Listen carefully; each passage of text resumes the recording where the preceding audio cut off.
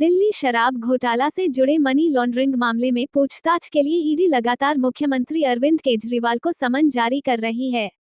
ED यानी प्रवर्तन निदेशालय ने दिल्ली आबकारी नीति मामले में पूछताछ के लिए मुख्यमंत्री अरविंद केजरीवाल को चौथी बार समन जारी किया है।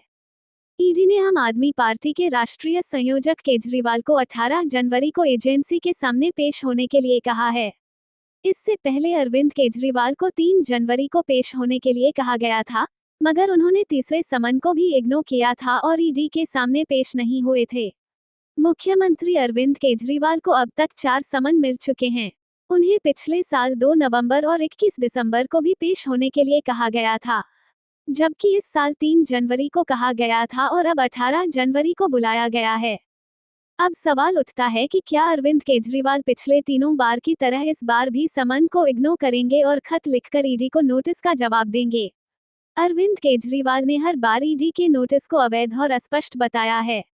आम आदमी पार्टी का आरोप है कि नोटिस अरविंद केजरीवाल को चुनाव प्रचार करने से रोकने का एक प्रयास है। आपने कहा कि अरविंद केजरीवाल एजेंसी के साथ सहयोग करने के लिए तैयार हैं, मगर दावा किया कि समन उन्हें गिरफ्तार करने के इरादे से भेजा गया है। अब सबकी नजरें 18 जनवरी पर टिकी होंगी कि अरविंद केजरीवाल ईडी के समक्ष पेश होते हैं या नहीं। तो चलिए जानते हैं कि अगर अरविंद केजरीवाल हर बार की तरह इस बार भी ईडी दफ्तर नहीं जाते हैं तो ऐसे में अब आगे क्या होगा और किन किन एक्शन की संभावना है। ईडी का चौथा समन इग्नोर करने पर क्या होगा। ईडी के अफसर अरविंद केजरीवाल के घर पहुंच सकते हैं। अरविंद केजरीवाल के आवास पर ही ईडी की पूछताछ हो सकती है। पुख्ता सबूत होने पर अरविंद केजरीवाल की गिरफ्तारी भी हो सकती है।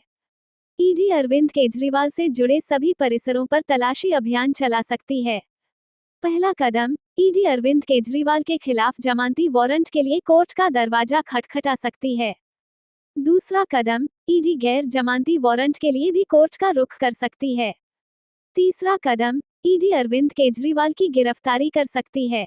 आरोप है कि शराब व्यापारियों को लाइसेंस देने संबंधी दिल्ली सरकार की 2021-22 की आबकारी नीति में घोर खामियां थीं और इसके जरिए कुछ डीलर का पक्ष लिया गया, जिन्होंने कथित तौर पर इसके लिए रिश्वत दी थी।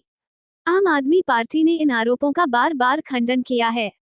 बाद में इस नीति को रद्द कर दिया गया और दिल्ली के उपराज्यपाल वीके सक्सेना ने सीबीआई केंद्रीय अन्वेषण ब्यूरो जांच की सिफारिश की, जिसके बाद ईडी ने धन शोधन निवारण अधिनियम के तहत मामला दर्ज किया।